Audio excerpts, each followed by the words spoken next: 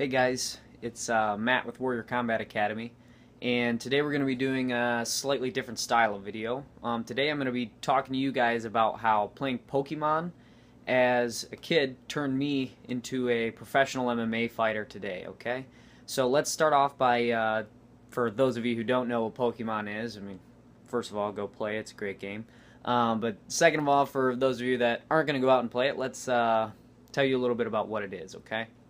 So, Pokemon is a game based on catching different types of creatures, leveling those creatures up by battling other people or against other players that have their own creatures, okay? These creatures come in different types, okay? And some creatures are better at fighting certain types, and they're weak to certain types, okay? So there's lots of stylistic matchups going on, okay? So, for example, let's say you have a fire-type Pokemon, and I have a water-type Pokemon, okay? My water-type Pokemon is going to be more effective at beating your fire-type, okay, than your fire-type is at beating mine, okay? But now let's switch the roles around a little bit, okay? So let's say you have a fire type, and this time I have a grass type, okay? Your fire type is going to do a very good job at eliminating my grass type, okay? So I hope that kind of what the idea is stylistically makes sense, okay? Now you can level these Pokemon up, and they can evolve into more fantastic creatures and things like that. But the entire premise is trying to match up Pokemon with a certain skill set and a certain type that would make it, I guess essentially make it an easier battle for you to win, okay? So if you have the Pokemon that has the super effective type against a type of Pokemon that's weak to that, chances are you'll probably win the battle, okay? And so, growing up as a kid, really focusing on how stylistic matchups work, obviously Pokemon isn't real, no matter how many times I prayed at night that it would become real or break a wishbone on Thanksgiving and wishing it would come true. Still hasn't. Pokemon Go is not what I'm talking about. So the thinking about those stylistic matchups, when I was first introduced to MMA, it was very apparent to me that there was the same type of systems going on, okay? There were certain styles of fighters that would be super effective against other styles of fighters, okay? And so in my mind, I started categorizing them, okay? I at first had the misconception that it was as black and white as Pokemon was. Like, for example, like a ground guy will probably beat, like let's say a Brazilian Jiu-Jitsu practitioner will probably beat a boxer. A wrestler with some Brazilian Jiu-Jitsu training will probably be able to take down and control a Brazilian Jiu-Jitsu competitor and win, okay? And that's how I thought about it at first, okay? I realize that's not the case now. I realize that it works similarly to that, but there's what I call now a defining variable, okay? So, for instance, obviously a Brazilian Jiu-Jitsu guy is going to be much better on the ground than, say, a boxer, right? So the defining variable, okay, is going to be whether or not the fight goes to the ground, okay? So it's not as black and white as this beats this, but whoever can control that defining variable can most likely win the fight if they can make the fight take place in that area, okay? So if the Brazilian Jiu-Jitsu practitioner can take the boxer down, chances are he'll probably win the fight. But if the boxer can keep the fight on the feet, chances are he'll probably defeat the Brazilian Jiu-Jitsu practitioner, okay? Now, obviously, with modern MMA, it's not that simple with people's styles, but in my understanding has thoroughly progressed since I'm 12 years old. But just to give you guys a basic idea of kind of how my mind was working with it, okay? So I became really intrigued with how styles match up against each other, okay? Another thing is Pokemon with the leveling up system for the different creatures really helped. It really helped me understand how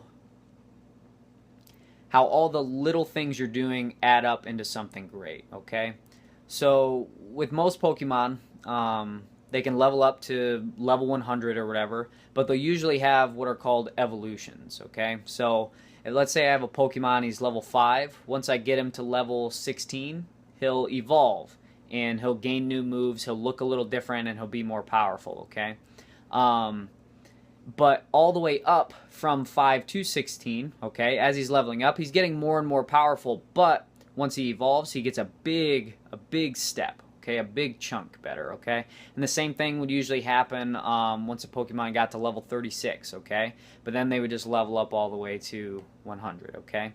But so the leveling up really helped me understand that, like, when I'm adding certain techniques to my game,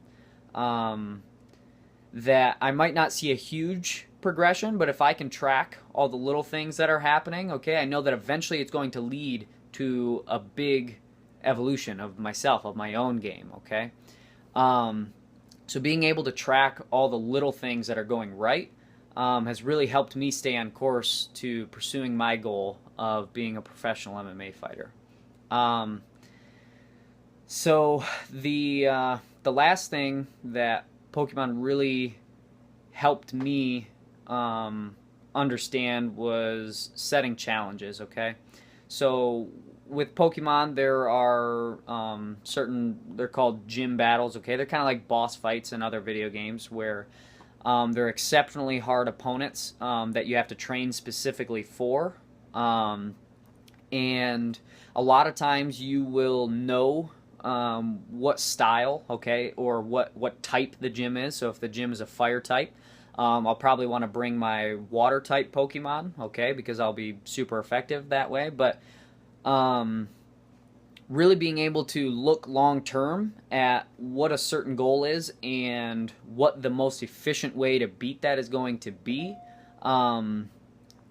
that really helped me with fighting, because I could watch film on my opponents, I could see what their style was, and I could see what Pokemon, okay, what skills that I have, what tools I have to be able to beat them, and I would try to recognize what they're weak against, what my strengths are, and how I can use those, okay? So not everything in Pokemon translates directly over, but I definitely think, actually I know for a fact, if I didn't play Pokemon as a kid, and even as an adult, I would not be the fighter that I am today, okay? Right now I'm a undefeated professional fighter. I'm 2-0. Both of my victories were in the first round via submission. And I just want all the other nerds out there to know that just because you are using your mind, okay, for video games, or if you like reading, or if you just like watching videos, whatever it is, like, and you're interested in fighting, okay, getting in shape, getting the body, that's the easy part, okay? Most people miss out on the intellectual side. And if you naturally have the intellectual side to understand how efficiency works, okay? Not just doing things and keep hitting the brick wall until it falls down, maybe finding a weak point in the wall, taking that one piece out, and then the entire thing collapses, okay? If you are strategically and tactically based in your mindset, then maybe fighting's something you want to try as well, okay? I was a skinny little kid. I didn't weigh over 100 pounds till I was in high school. I fight at 125, 135 now. I've actually done a couple fights at 145. But getting in shape, that's the easy part, okay? If you already have the mind and you're interested in fighting, try it. Start, okay? A great place I usually find for intellectuals to start is with Brazilian Jiu-Jitsu, okay? If you're not going to start out with straight MMA, or even if you don't really want to, I highly recommend doing Brazilian Jiu-Jitsu, okay? It's a martial art completely based on intellectualism, okay? Understanding efficiency, timing, leverage, all the sorts of things that allow a smaller person to easily defeat a bigger, stronger, more athletic person, okay? Now, obviously, being athletic helps, okay? So eventually, if you want to get any good, you're going to have to get athletic as well, okay? What I tell all my students, I run a mixed martial arts gym here in Traverse City, Warrior Combat Academy, if you want to check it out. And what I tell my students is you got to be a scholar and an athlete, okay? If you're going to start out as one, honestly, I think it's usually the best to start out as a scholar. The athletic side's the easy part to obtain. But even if you are someone who's just an athlete right now, like, you can definitely do it the other way, all right?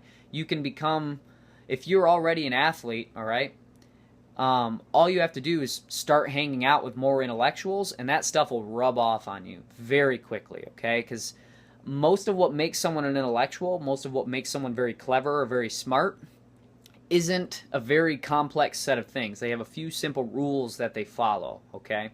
And once you start unveiling those rules, they'll start changing your life for the better, okay? Hopefully this hasn't been too run on. Hopefully I got to my point. But yeah, I think without Pokemon, I wouldn't be who I am, so thanks, Nintendo.